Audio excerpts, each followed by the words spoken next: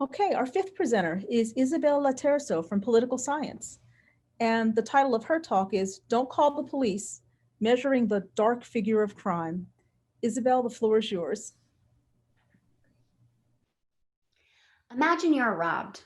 You're probably upset, confused, but you likely also want something: help.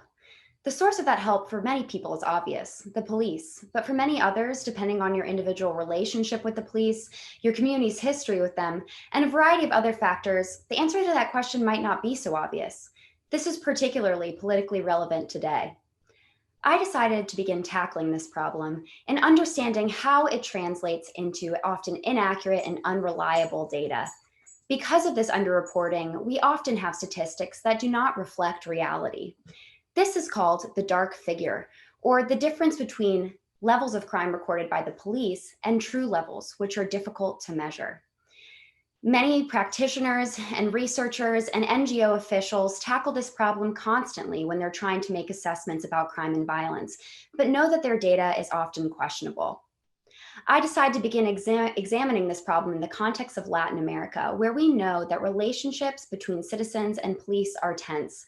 In particular, I look at Chile and a nationally representative survey, which asks each year people's individual victimization history. Using this survey and a newly developed method from 2019 called BARP, I estimate the true victimization rate for 101 different communities across Chile. This represents the entire urban population, or about 60% of the country's total population.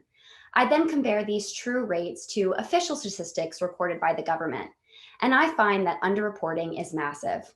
As can be seen on my slide, in La Pintana, a small community in Santiago, Chile, we see that official statistics tell us that there's only about 8 victimizations for every 1,000 residents. But according to my predictions, it's actually closer to 200. This is a 96% underreporting rate, or a dark figure of 96%. Now, why is what I've done unique?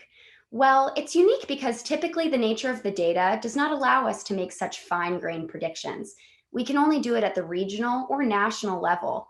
But with this new method, we can understand which communities have patterns that explain underreporting and which do not. This opens up massive opportunities for government officials and researchers like myself. And I began to apply this method to understand how we can explain this variation. I gathered more data from the government of Chile regarding the amount of police officers in each community and found that, interestingly enough, the number of police officers and the amount of reporting that goes on have no relationship. This is contrary to much general knowledge that more police equals more security and prevention. This might not be the case. Rather, I find that when there's more security cameras and clear evidence that victims were a victim of crime, they're more likely to report their situation to authorities and seek justice. Thank you very much for your time.